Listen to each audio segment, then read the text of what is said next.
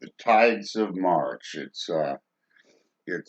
March 4th, very early, just waking up here at 0413 hours morning, and I just want to let you know what I've been thinking about as a follow up for my last recording, and that is, do you really believe that you are any different from anyone else as regards mental health? Okay, every single individual who you see on the streets, observe in whatever way uh, uh, that is experiencing emotional distress.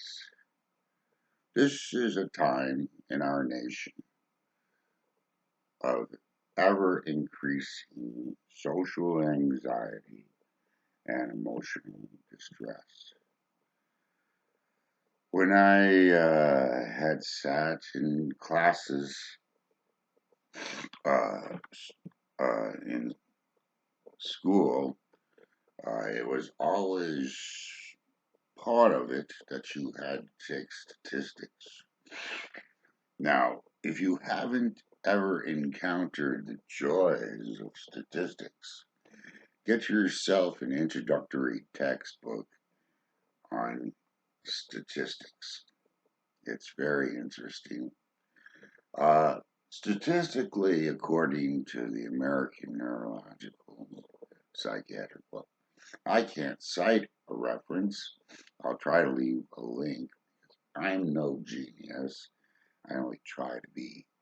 Uh, the state of America, increasing social anxiety, increasing depersonalization of life, increasing marketplace value over human value, increasing rapid uh, exposure, synergetic, exponential growth of technology. Alvin Toffler called it future shock. So, for the baby boomers, yeah, all of us baby boomers all around the world, not just in the United States, we experience future shock as well as each succeeding generation. It's good to understand things like future shock. Back in the early 70s and the 1960s, series of books came out. The Greening of America, uh, Future Shock by The Greening of America, separate book, good to look at. Future Shock by Alvin Toffler, Doctor. Uh, um, that's very many. Okay, so there's two: Future Shock and The Greening of America. Uh, these talk about generational development as you continue in your lifespan development, and you find it in a lifespan development psych course, ah, which I have gone through all that kind of education, formally and informally. I find that the true education I've had came way after any formal introduction to things. Hmm.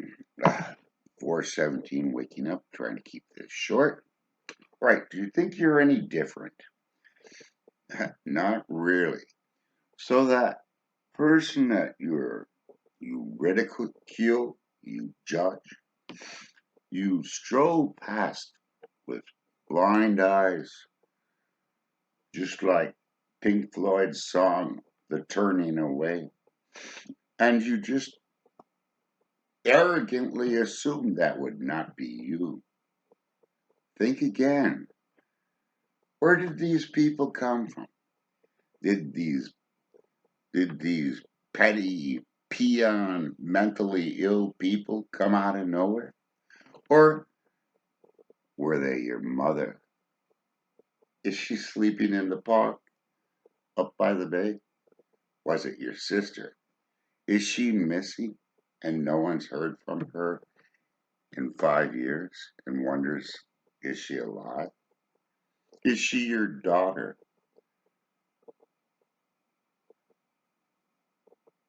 Is she your son?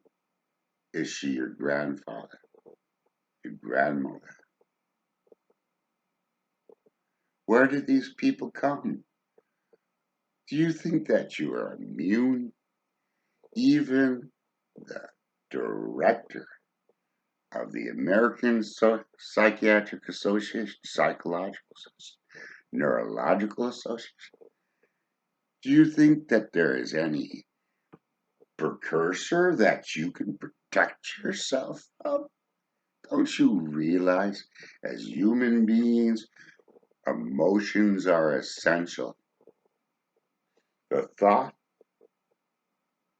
the emotion, the behavior, all these things are essential parts of simply being us, humanity, Homo sapiens. There's no protection, there's no pill. Study human genome. Get into that a little bit.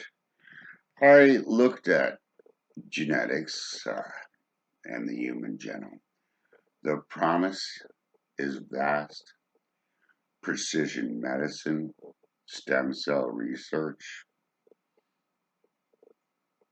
opportunity immense and only limited by your imagination. But understand, with knowledge of genome,